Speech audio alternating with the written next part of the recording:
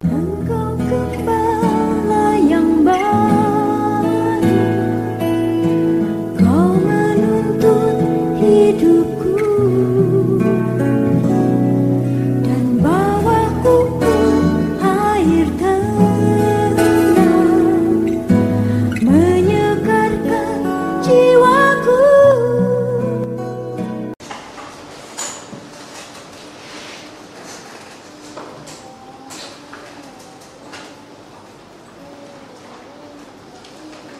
Salam serbu, selamat malam, salam sejahtera dan bahagia memenuhi perhimpunan ibadah ini, perhimpunan ibadah doa penyembahan. Dan biarlah kiranya firman Allah yang akan kita terima membawa kita rendah di kaki salib Tuhan, sujud menyembah Allah yang hidup, Allah Abraham, Ishak, Yakub, Allah Israel, Allah yang berkuasa, Tuhan dan Juru Selamat yang berdaulat atas kehidupan kita pribadi lepas pribadi.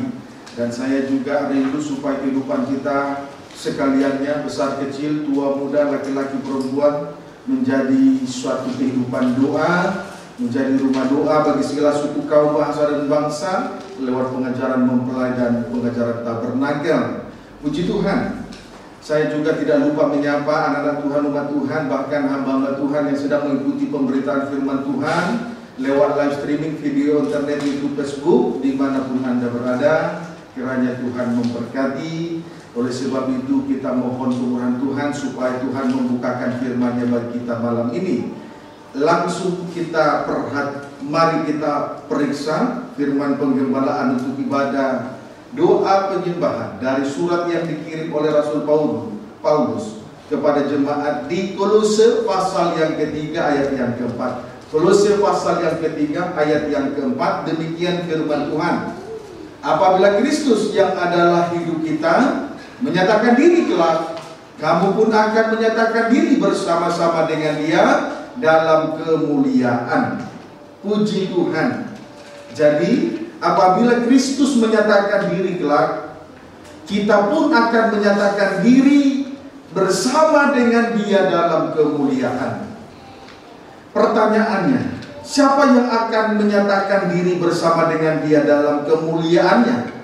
Pertanyaannya, siapa yang akan menyatakan diri bersama dengan Dia dalam kemuliaannya? Ayat 1 dan ayat 3. Ayat 1 sampai ayat 3. Kolose 1 ayat 3. Karena itu kalau kamu dibangkitkan bersama dengan Kristus, carilah perkara yang di atas, di mana Kristus ada, duduk di sebelah kanan Allah. Pikirkanlah perkara yang di atas, bukan yang di bumi. Sebab kamu telah mati dan hidupmu tersembunyi bersama dengan Kristus di dalam Allah. Puji Tuhan. Tadi pertanyaannya bagi kita, siapa yang akan menyatakan diri bersama dengan Dia dalam kemuliaannya? Jawabnya, mereka yang telah mati dan bangkit bersama-sama dengan Kristus. Jawabnya, mereka yang telah mati dan bangkit bersama-sama dengan Kristus. Ayat 3 itu berbicara tentang pengalaman kematian Yesus Kristus. Sedangkan ayat yang pertama, ayat 1, itu berbicara tentang pengalaman kebangkitan. Itu berbicara tentang kebangkitan Yesus Kristus. Amin, saudaraku. Puji Tuhan. Berkaitan dengan itu, mari sejenak kita perhatikan Injil Yohanes 16 ayat 21. Injil Yohanes 16 ayat 21 terlebih dahulu. Pemberitahuan pertama tentang penderitaan Yesus dan syarat-syarat mengikuti Dia. Sejak waktu itu, Matius 16 ayat 21, sejak waktu itu Yesus mulai menyatakan kepada murid-muridnya bahwa Ia harus pergi ke Yerusalem dan menanggung banyak penderitaan dari pihak tua-tua, imam-imam kepala, dan ahli-ahli Taurat, lalu dibunuh dan dibangkitkan pada hari ketiga. Ayat ini berbicara tentang pengalaman kematian dan kebangkitan Yesus Kristus. Amin, saudaraku. Lalu di dalam kisah yang sama, ayat 27 dan 28, Sekarang ayat 27 dan 28, perikop yang sama. Sebab anak manusia akan datang dalam kemuliaan Bapanya, diiringi malaikat-malaikatnya. Pada waktu itu ia akan membalas setiap orang menurut perbuatannya. Aku berkata kepadamu, sesungguhnya di antara orang yang hadir di sini ada yang tidak akan mati sebelum mereka melihat Anak Manusia datang sebagai Raja dalam kerajaannya. Puji Tuhan. Ayat 27 dan ayat 28 itu berbicara tentang kemuliaan Yesus Kristus. Amin, saudaraku. Ayat 27 dan 28 itu berbicara tentang kemuliaan Yesus Kristus. Kesimpulannya, kalau kita satu di dalam kematian dan kebangkitannya, kelak akan dipermuliakan bersama-sama dengan Dia. Haleluya. Puji Tuhan. Ya, itu kesimpulannya. Kesimpulannya, kalau kita satu di dalam kematian dan kebangkitannya, kelak akan dipermuliakan bersama-sama dengan Dia. Puji Tuhan. Haleluya. Ayat 24 dan 26. Injil Matius 16 ayat 24 sampai dengan ayat 26. Lalu Yesus berkata kepada murid-muridnya, setiap orang yang mau mengikuti aku, ia harus menyangkal dirinya, memikul salibnya, dan mengikuti aku. Karena barang siapa mau menyelamatkan nyawanya, ia akan kehilangan nyawanya. Tetapi barang siapa kehilangan nyawanya karena aku, ia akan memperolehnya. Apa gunanya seorang memperoleh seluruh dunia, tetapi kehilangan nyawanya? Dan apakah yang dapat diberikannya sebagai ganti nyawanya? Puji Tuhan. Syarat untuk mati dan bangkit bersama dengan Kristus ialah mau mengikut Tuhan. Sedangkan sebagai syarat untuk mati dan bangkit bersama dengan Kristus ialah mau mengikut Tuhan. Itu syarat mengikut Tuhan. Mau, ya itu. Jadi syarat untuk mati dan bangkit bersama dengan Kristus ialah mau mengikut Tuhan. Amin. Puji Tuhan. Haleluya. Mengikut Tuhan artinya menyangkal dirinya serta memikul salibnya dan mengikut Tuhan. Itu yang dimaksud dengan mengikut Tuhan. Mengikut Tuhan artinya menyangkal dirinya serta memikul salibnya dan mengikut Tuhan. Kalimat ini dibagi atas 3 bagian. 1, menyangkal dirinya. 2, memikul salibnya. 3, mengikut Tuhan. Sekarang kita akan mengikuti atau memperhatikan ketiga perkara tersebut. Dimulai dari tentang menyangkal dirinya. Tentang menyangkal dirinya, menunjuk orang yang tidak bermega terhadap kelebihan-kelebihan yang dia miliki. Menyangkal dirinya menunjuk orang-orang yang tidak bermega terhadap kelebihan-kelebihan yang dia miliki. Sebagaimana Rasul Paulus ketika dia diangkat ke tingkat yang ketiga dari surga, yang disebut juga dengan Firdaus. Di situ dia mendengarkan pernyataan-pernyataan dan hal-hal yang luar biasa dari Allah. Tetapi dalam hal itu ia tidak mau bermega, selain bermega atas kelemahan-kelemahannya sendiri. Puji Tuhan, yaitu menyangkal diri dan memikul salibnya. Menyangkal dirinya, mau menderita, mau berada di dalam kesusahan, mau dalam sengsara, kesukaran, siksaan, aniaya, dan lain sebagainya. Amin, saudaraku. Puji Tuhan. Itu yang dimaksud dengan menyangkal diri. Tidak itu menuju kepada orang yang tidak mau bermega terhadap kelebihan-kelebihan yang dia miliki, seperti Rasul Paulus. Sekalipun dia diangkat ke tingkat yang ketiga dari surga yang disebut Firdaus, namun dia tidak mau bermega, selain bermega di dalam kelemahannya, yaitu penderitaan, siksaan, aniaya, sengsara, dan lain sebagainya. Puji Tuhan. Kemudian tentang memikul salibnya, menunjuk orang yang mau menanggung penderitaan yang tidak harus dia tanggung atau melakukan kehendak Allah. Itulah orang-orang yang bertanggung jawab. Saya ulangi, tentang memikul salibnya, menunjuk orang yang mau menanggung penderitaan yang tidak harus dia tanggung atau melakukan kehendak Allah. Orang yang melakukan kehendak Allah adalah orang yang mau bertanggung jawab. Puji Tuhan. Amin, saudaraku. Kemudian tentang mengikut Tuhan, menunjuk orang-orang yang setia. Tentang mengikut Tuhan itu menunjuk orang-orang yang setia. Puji Tuhan.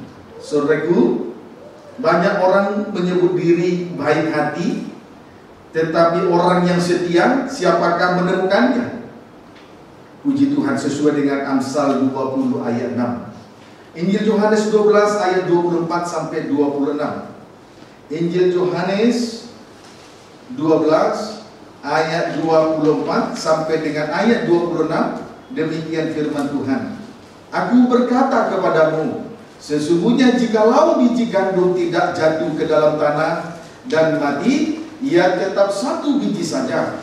Tetapi jika ia mati, ia akan menghasilkan banyak buah. Barang siapa mencintai nyawanya, ia akan kehilangan nyawanya. Tetapi barang siapa tidak mencintai nyawanya di dunia ini, ia akan memeliharanya untuk hidup yang kekal.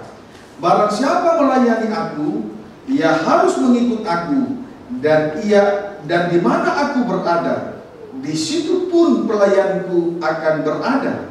Barang siapa melayani aku, ia akan dihormati Bapa. Puji Tuhan. Mengikut Tuhan berarti melayani Tuhan dengan setia. Amin, saudaraku. Mengikut Tuhan berarti melayani Tuhan dengan setia. Pelayanan yang setia sama seperti gandum yang jatuh ke dalam tanah dan mati. Sama seperti gandum yang jatuh ke dalam tanah dan mati. Amin, saudaraku. Itu pelayanan yang setia. Sama seperti gandum yang jatuh ke dalam tanah dan mati. Puji Tuhan. Pelayanan Yesus Kristus selama 3 tahun. Yesus berada di atas muka bumi ini pelayanan Yesus di atas muka bumi ini selama 3 tahun setengah. Pelayanannya tidak berhenti hanya sebatas mengadakan mujizat-mujizat, tidak berhenti hanya sebatas mengadakan kesembuhan-kesembuhan, tidak berhenti hanya sebatas mengadakan pengusiran setan, roh-roh jahat dan roh najis dan lain sebagainya. Tetapi pelayanan Yesus berakhir sampai mati, bahkan sampai mati di atas kayu salib. Itu menunjukkan kesetiaan Yesus di dalam melayani pekerjaan Tuhan. Amin, saudaraku. Puji Tuhan. Jadi pelayanan yang setia itu jatuh seperti gandum yang jatuh ke dalam tanah dan mati. Pelayanan Yesus selama 3 tahun setengah tidak hanya sebatas mengadakan mujizat, tanda herat, kesembuhan dan mengusir setan, tetapi dia harus mati, bahkan mati di atas kayu salib, menunjukkan kesetiaan Yesus kepada Allah Bapa. Kiranya dapat dipahami dengan baik. Strip yang pertama, jatuh ke dalam tanah artinya mau merendahkan diri serendah-rendahnya. Jatuh ke dalam tanah artinya mau merendahkan diri serendah-rendahnya. Puji Tuhan. Itu menunjuk kepada orang yang hina seperti debu tanah. Puji Tuhan. Saudaraku, Ayub juga pernah merendahkan dirinya di hadapan Tuhan. Dia duduk di atas debu tanah ketika dia menghadapi persoalan demi persoalan yang begitu berat. Dia tidak menyangkal salib. Dia tidak menyangkal salib Kristus, tetapi sebaliknya dia memikul salib dan setia. Puji Tuhan. Haleluya. Jadi jatuh ke dalam tanah artinya mau merendahkan dirinya serendah-rendahnya. Seperti, berarti sama seperti debu tanah, menganggap diri hina. Seperti Ayub, ketika dia menghadapi banyak masalah, ketika dia menghadapi masalah, dia tidak memberontak, dia tidak bersungguh-sungguh, dia tidak mempersalahkan situasi kondisi keadaan, dia tidak mempersalahkan Tuhan dengan keputusan-keputusan yang dibuat oleh Tuhan. Tetapi sebaliknya dia justru duduk di atas debu tanah. Puji Tuhan. Kemudian mati. Dan mati artinya berarti mati artinya daging tidak bersuara. Mati artinya daging tidak bersuara, berarti tidak bersungut-sungut dan tidak ngomel di dalam melayani pekerjaan Tuhan seberat apapun. Amin, saudaraku. Mati artinya daging tidak bersuara, berarti tidak bersungut-sungut, tidak ngomel dan tidak suka menggerumut. Bersungut-sungut, tidak bersungut-sungut, tidak ngomel di dalam melayani pekerjaan Tuhan. Puji Tuhan. Amin, saudaraku. Ya, inilah benih gandum yang sudah mati, akhirnya menghasilkan banyak buah. Haleluya. Benih gandum yang sudah mati, akhirnya nanti, inilah benih gandum yang sudah mati, akhirnya menghasilkan banyak buah. Puji Tuhan. Haleluya. Kalau benih gandum tidak terlebih dahulu jatuh ke tanah dan mati, dia tetap satu saja. Tetapi kalau dia sudah jatuh ke tanah dan mati, dia akan menghasilkan banyak buah. Dia akan bertumbuh, berakar dan menghasilkan banyak buah. Amin, saudaraku. Puji Tuhan. Kita lihat lebih jauh tentang pengalaman kematian. Yesaya 53 ayat 7.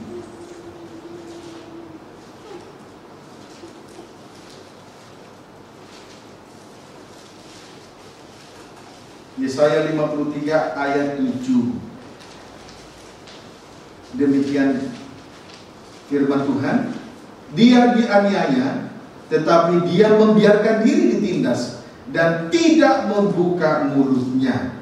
Dia dianiaya, tetapi dia membiarkan diri ditindas dan tidak membuka mulutnya. Ini menunjuk pengalaman kematian atau benih gandum yang sudah mati. Ini menunjuk kepada benih gandum yang sudah mati, jatuh ke tanah dan mati. Amin, saudaraku. Inilah pengalaman kematian itu. Jatuh ke tanah, merendahkan diri dan mati, daging tidak bersuara lagi. Jadi dia dianiaya, tetapi dia membiarkan diri ditindas dan tidak membuka mulutnya. Berarti tidak bersungut-sungut, tidak ngomel, tidak bersungut-sungut ketika menanggung penderitaan yang tidak harus dia tanggung. Puji Tuhan. Kiranya dapat dipahami dengan baik ini. Jadi inilah pengalaman kematian, inilah benih gandum yang sudah mati itu. Amin, saudaraku. Ayat 11 sampai 12. Yesaya 53 ayat 11 sampai 12. Sesudah kesusahan jiwanya, ia akan melihat terang dan menjadi puas.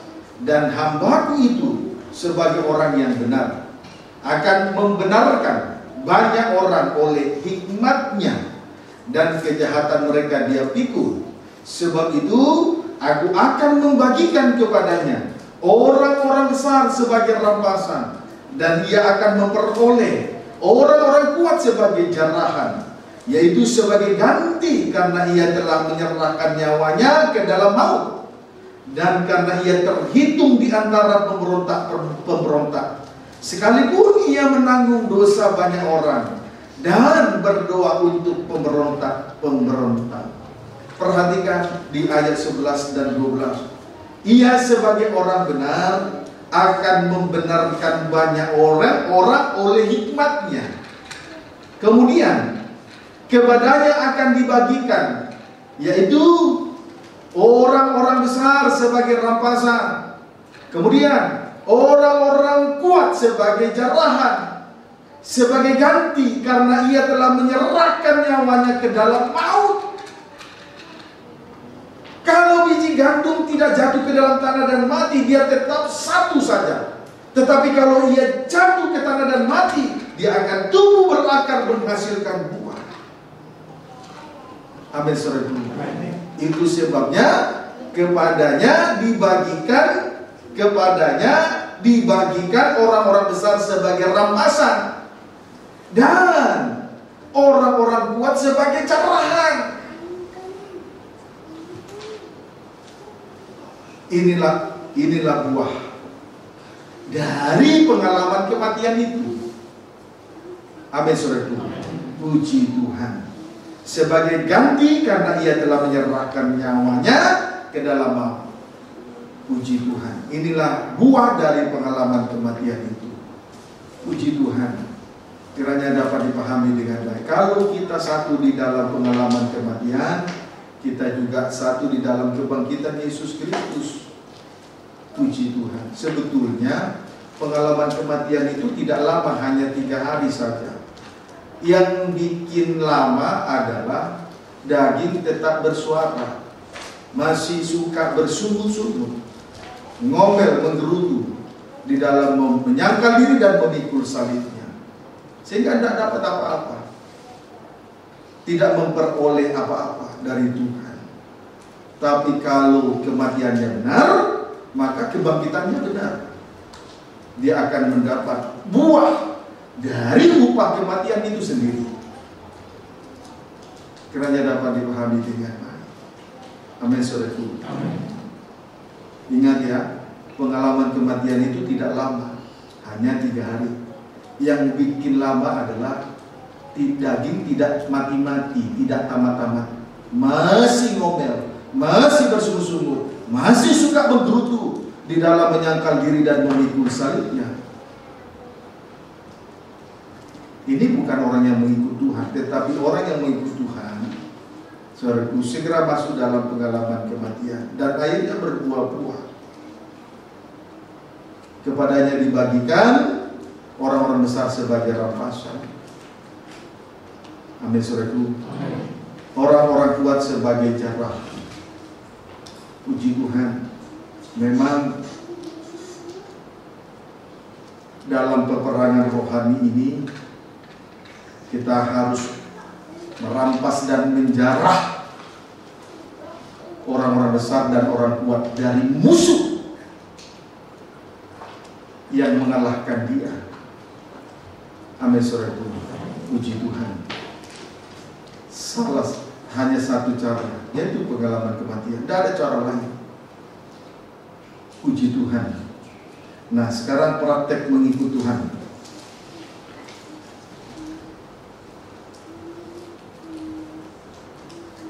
Praktek mengikut Tuhan. Kembali kita membaca Injil Matius 16 ayat 22.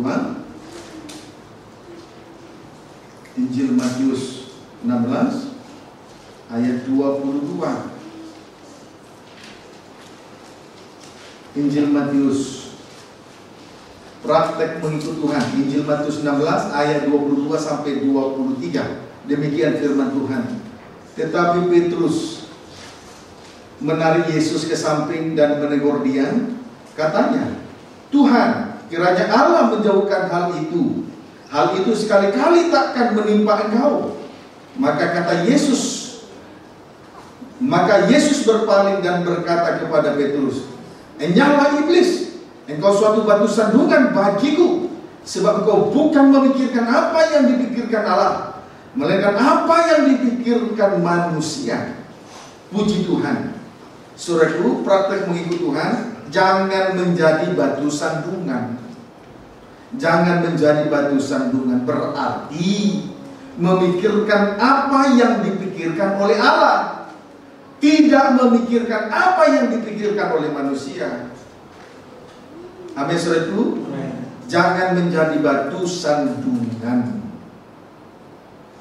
di tengah-tengah ibadah dan pelayanan yang Tuhan percayakan kepada kita. Ya, amin, saudaraku.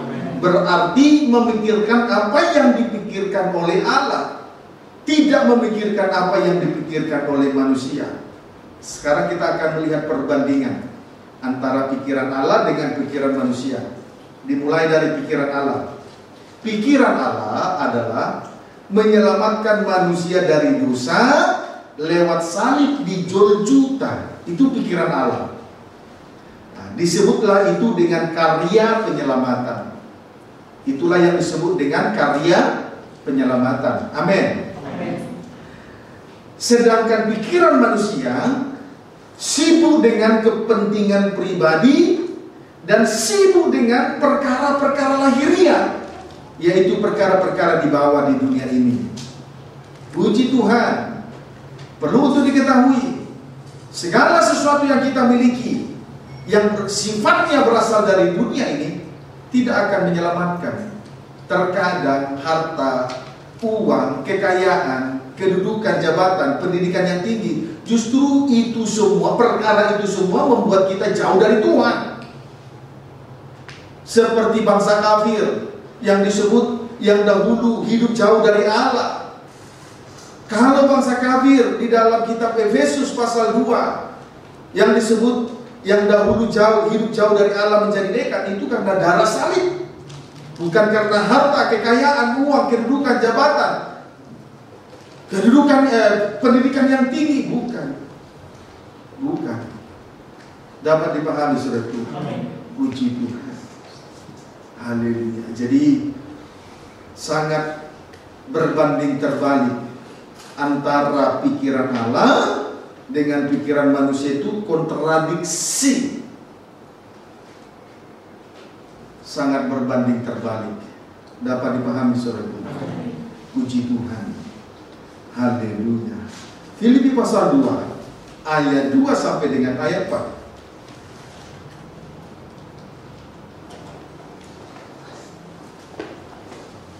Filipi pasal 2 ayat 2 sampai dengan 4. Nasihat supaya bersatu dan merendahkan diri seperti Kristus. Ayat 2 sampai dengan ayat yang keempat. Demikian firman Tuhan. Karena itu sempurnakanlah sukacitaku dengan ini. Hendaklah kamu sehati, sepikir, dalam satu kasih, satu jiwa, satu tujuan, dengan tidak mencari kepentingan sendiri atau puji-pujian yang sia-sia. Sebaliknya, hendaklah dengan rendah hati, yang seorang menganggap yang lain lebih utama daripada dirinya sendiri. Dan janganlah tiap-tiap orang hanya memperhatikan kepentingannya sendiri, tetapi kepentingan orang lain juga. Puji Tuhan, yang harus kita perjuangkan di dalam nikah, rumah tangga, dan di dalam gereja adalah: satu, sehati; dua, sepikir; satu hati; dua, satu pikiran; tiga, satu kasih; empat, satu jiwa; lima, satu tujuan. Andai kata saja si Marco tahun 2015 mau menuruti apa yang saya sampaikan, dia akan masuk di dalam satu perusahaan dengan posisi jabatan yang bagus.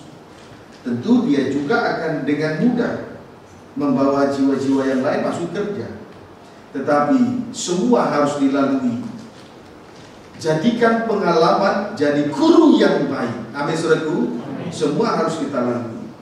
Biarlah pengalaman demi pengalaman kita jadikan guru yang terbaik. Amin, saudaraku. Tidak perlu kita patah semangat, putus asa, lalu sibuk merenungkan nasib. Puji Tuhan. Tidak. Tapi pengalaman semuanya menjadi kita jadikan guru yang terbaik. Ya, amin, saudaraku. Puji Tuhan.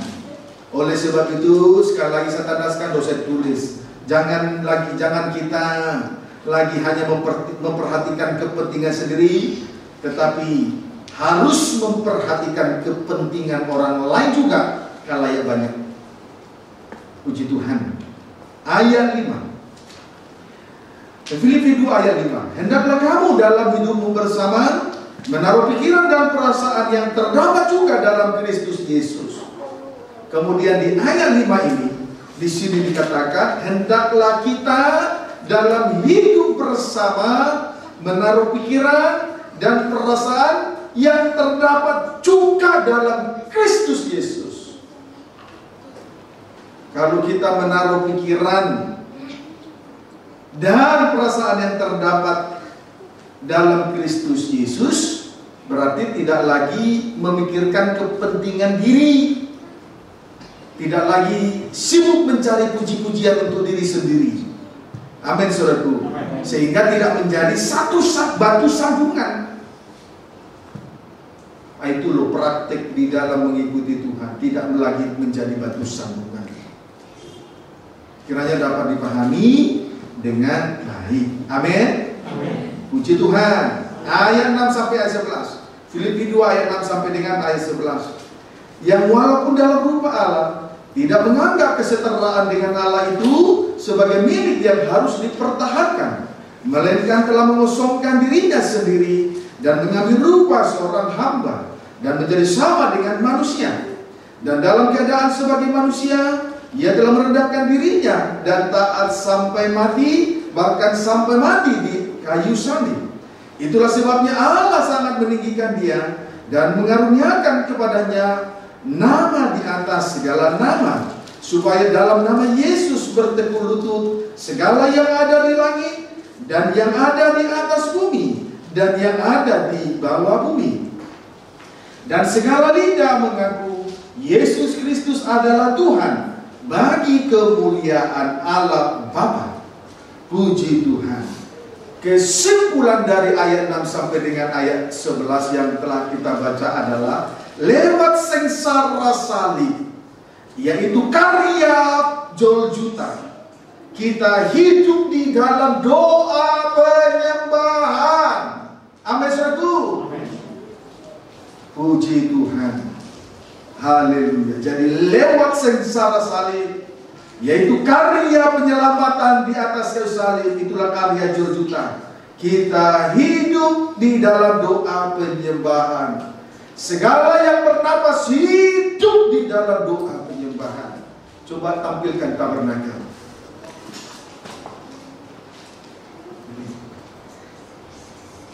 Ini ukupan atau misbah dupa.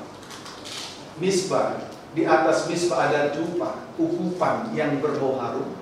Ini juga dibakar sehingga nanti asap kemenyan itu naik di hadapan Tuhan. Itulah doa penyembahan dari orang-orang kudus. Tetapi jangan lupa, apinya itu berasal dari misbah korban bakaran.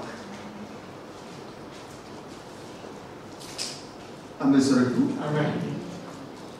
Haleluya. Jadi lewat sengsara salib, akhirnya segala yang bernapas hidup di dalam doa penyembahan. Kiranya dapat dipahami dengan baik. Jadi apinya untuk membakar ukupan itu, apinya dari mesbah korban bakaran. Tidak boleh dari mana-mana. Tidak boleh api asing, tidak boleh api daging dengan hawa nafsunya. Jadi lewat sengsara salib ini kita hidup di dalam doa penyembahan. Sebab itu jangan praktek mengikut Tuhan, jangan menjadi batu sandungan. Tapi biarlah kita memikirkan apa yang dipikirkan oleh Allah, bukan memiliki pikiran apa yang dipikirkan oleh manusia.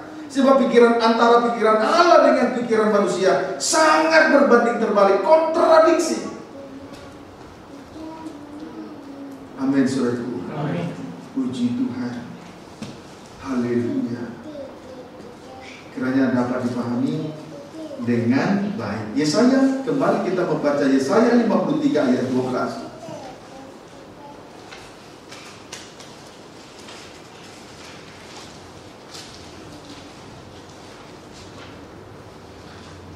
Yesaya 53 ayat 12. Sebab itu aku akan membagikan kepadanya orang-orang besar sebagai rampasan, dan ia akan memperoleh orang-orang kuat sebagai jarahan, yaitu sebagai ganti karena ia telah menyerahkan nyawanya ke dalam maut, dan karena ia terhitung di antara pemberontak-pemberontak, sekalipun ia menanggung dosa banyak orang dan berdoa untuk pemberontak-pemberontak.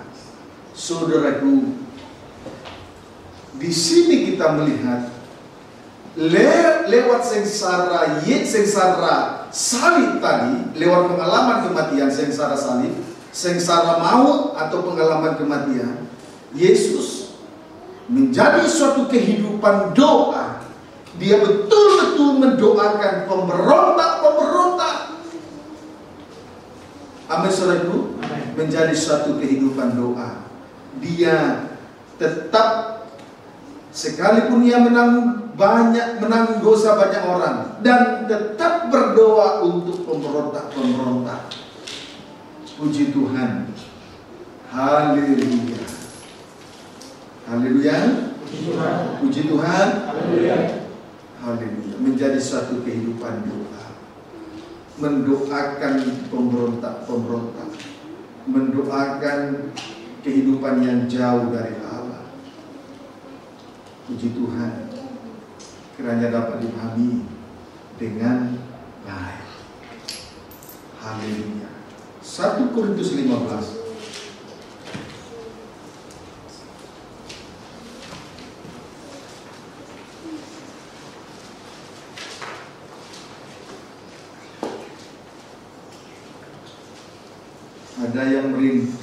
Ada yang mau rindu menjadi kehidupan doa, menjadi suatu kehidupan doa.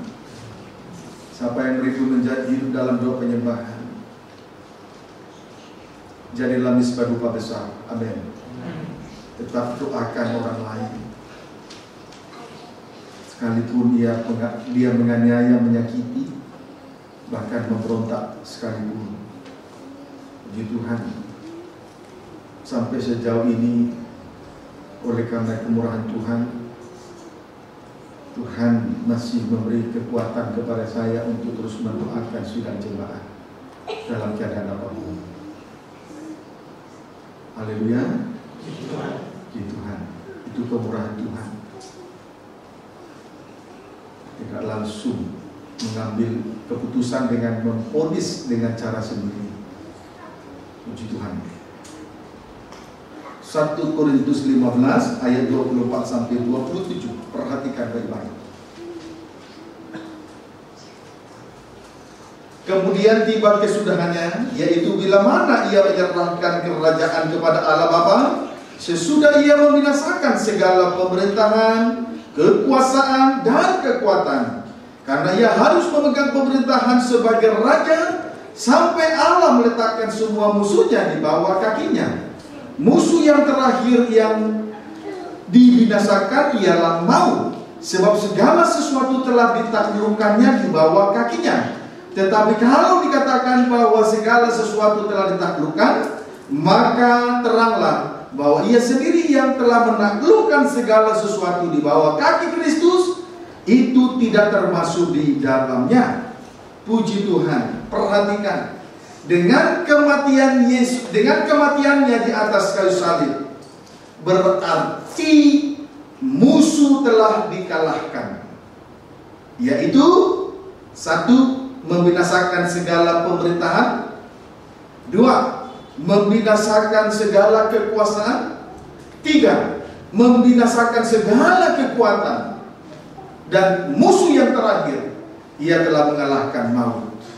Amin, saudaraku. Ia telah mengalahkan maut. Puji Tuhan. Pendeknya, semua musuh berada di bawah kakinya. Semua musuh berada di bawah kakinya. Saudaraku, di atas kayu salib, Yesus telah meremukkan kepala ular dengan tumitnya 2019 tahun yang lalu. Mengapa dia harus mati di atas kayu salib? Sekarang pertanyaannya, mengapa Yesus harus mati di atas kayu salib? Jawabannya 1 Korintus 15 ayat 25.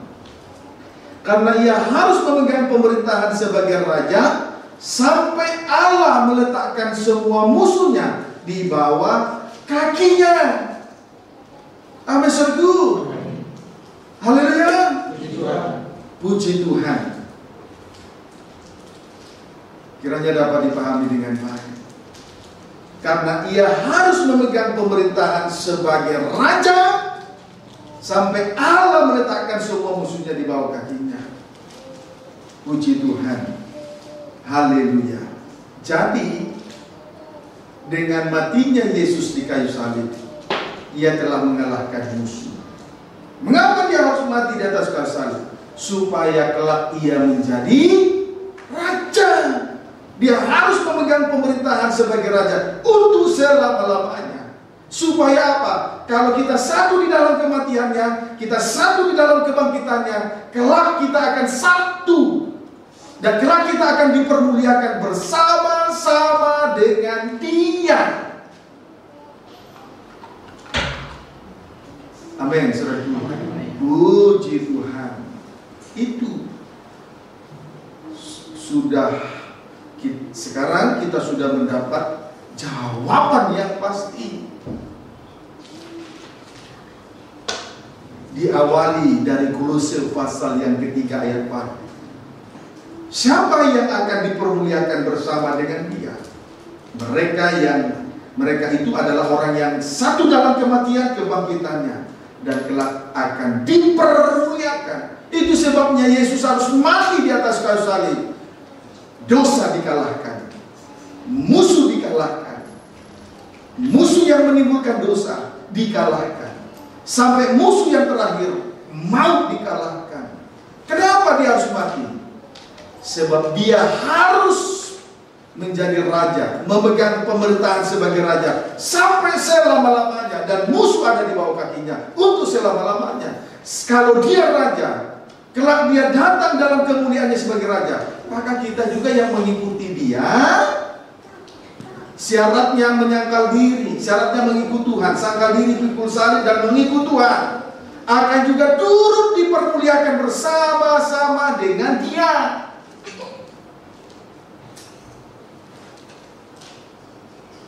Tetapi kalau hari ini kita putus asa di dalam sengsara maut,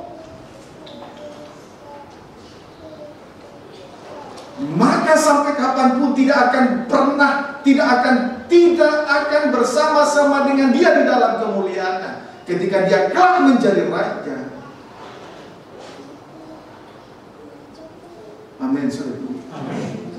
Untuk itu Dia mati, supaya Ia memerintah sebagai raja sampai selama-lamanya, musuh di bawah kakinya. Sehingga kalau Dia nanti tampil sebagai raja dan berada dalam kemuliaannya, kita juga akan menyatakan diri bersama-sama dengan Dia di dalam kemuliaannya. Jadi kalau di dalam sengsara mau kita langsung mengundurkan diri, kecillah kekuatanmu itu. Jangankan dipermuliakan, bangkit pun tidak akan mungkin. Akhirnya hidupnya begitu saja. Kalau seseorang tidak mengalami kebangkitan, lebih baik hari ini kita makan minum karena besok mati. Lakukan saja dosa makan minum, kawin, mengawinkan, karena besok mati. Dapat dipahami maksud saya? Haleluya, puji Tuhan. Firman Tuhan yang kita terima malam ini bukan suatu kebetulan. Tidak ada suatu kebetulan di dalam Tuhan, tapi harus kita perhatikan supaya kita, siapa yang bersama-sama menyatakan diri dipermuliakan bersama dengan Dia. Mereka itu adalah orang-orang yang satu dalam kematian, kebangkitan, dan kelak akan dipermuliakan. Syaratnya sangkal diri, memikul salib, mengikut Tuhan.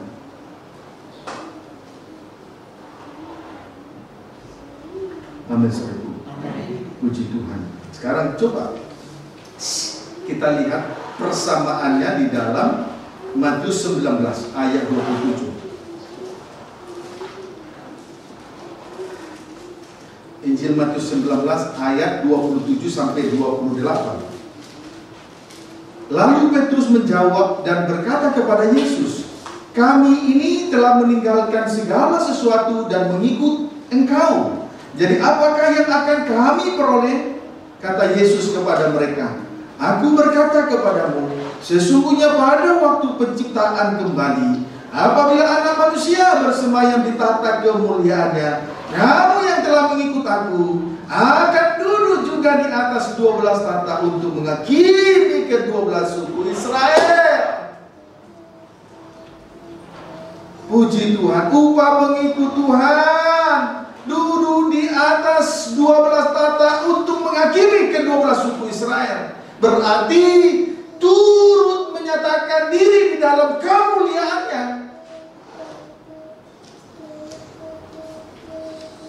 Puji Tuhan. Amin, saudaraku. Haleluya. Kiranya dapat dipahami dengan baik. Haleluya. Ayat yang terakhir, Filipi 1 ayat 21. Jangan sampai kita tidak mampu menghakimi dosa, apalagi yang sudah melayani, apalagi imam-imam yang sudah melayani Tuhan. Kalau sudah melayani Tuhan, melayani pekerjaan Tuhan, berarti duduk di atas 12 tahta, turut menyatakan diri dalam kemuliaannya untuk menghakimi dosa. Jangan sampai beribadah melayani tetapi dosa tidak terhakimi. Jangan sampai kita beribadah melayani seolah-olah mengikut Tuhan tapi tidak masuk surga. Amin, saudaraku. Puji Tuhan. Haleluya. Filipi pasal 1 ayat yang terakhir. Filipi pasal 1 ayat 21.